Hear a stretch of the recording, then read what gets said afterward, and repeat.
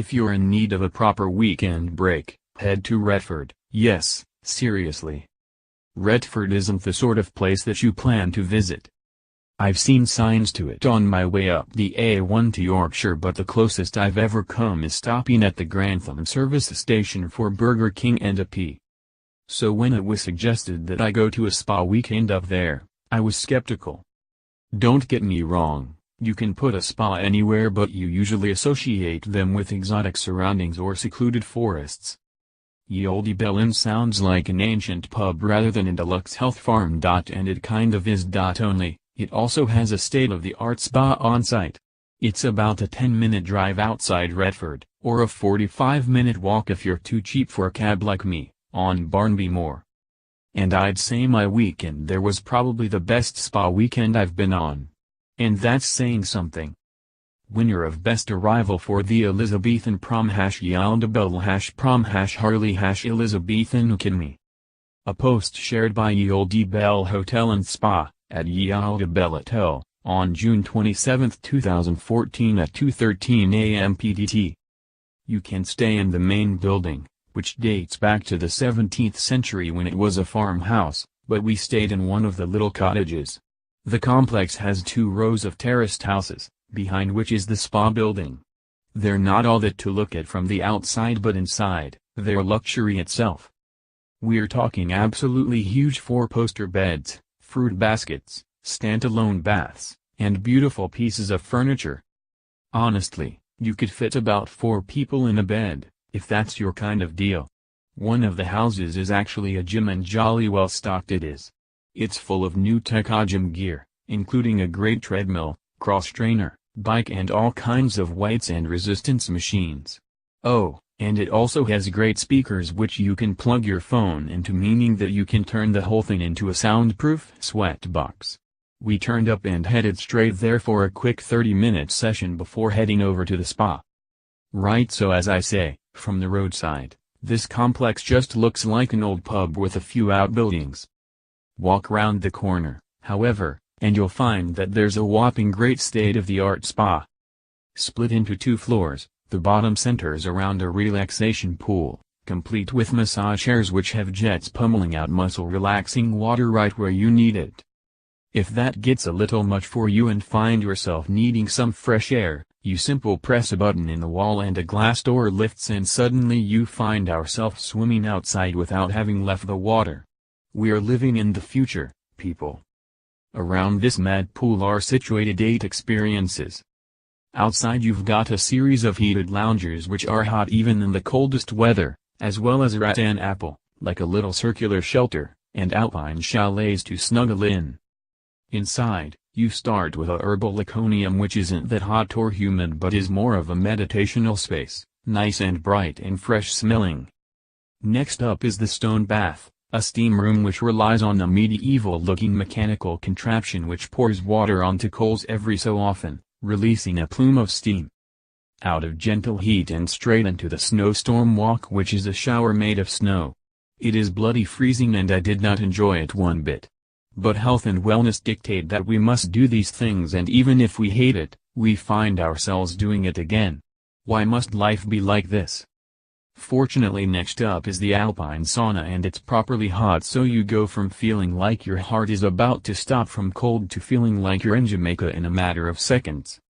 The second shower isn't so bad, it's sort of novel in that you press a button and a bucket pours a load of water on your head. Anyway, there are loads of similar rooms and experiences, but my favorite, oddly enough, was the salt inhalation room. It's not hot, it's not cold, it's just right. It's dark and full of bean bags and a massive block of salt. We went in and honest to God, woke up a full hour later. Both of us fell unconscious within minutes of sitting down. And I suffer from awful sleep, so that's saying something.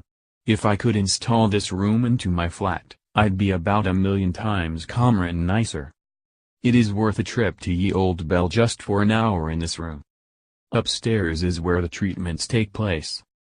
We both had a Turkish ritual massage which consisted on being stroked and lifted with silk fabric to gently stretch the body as well as massage it. Saffron balm is used to work the muscles and smells heavenly. I really struggled to get up afterwards and retired to my room, such was my level of relaxation.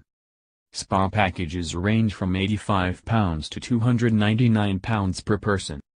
We traveled up on Virgin East Coast trains and prices start from about £19.50.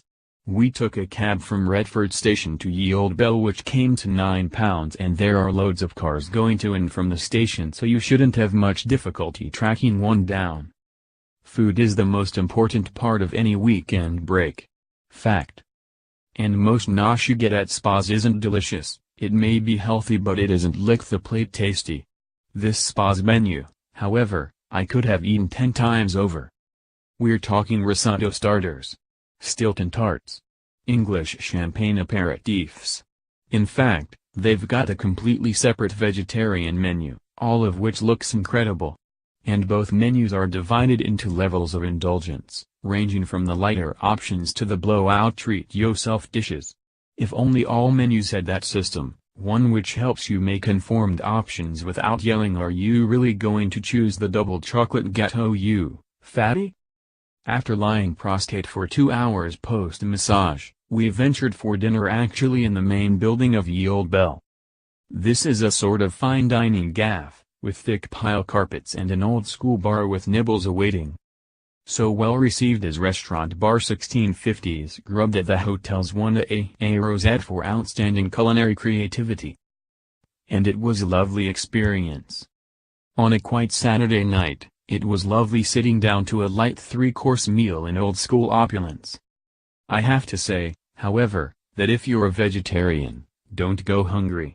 The portions are small and rather insubstantial, the starter of a boiled egg being the most hefty of my 3 courses, but hey, I had a double-carb lunch, and this is what fine dining meals. You never feel full after eating a posh meal, them's the rules. I also almost cried the next day when I found out the price of the wine and water I'd ordered, which had been added to our room bill. But that is a lesson in ordering drinks in hotels. And it also explains why I decided to walk the 45-minute journey back to the station the next day. Here and number 039, where to stay for a London Christmas shopping weekend. Treat yourself this winter with a spa break in Gloucestershire. 9 reasons you should move to Totnes, Devon immediately. Overall, a fine place for a weekend away. It's bang in the center of the country and the spa is really excellent. We left feeling exercised, relaxed, satisfied and unwilling to head home. Maybe there's a reason to pull off the A1 at Retford after all.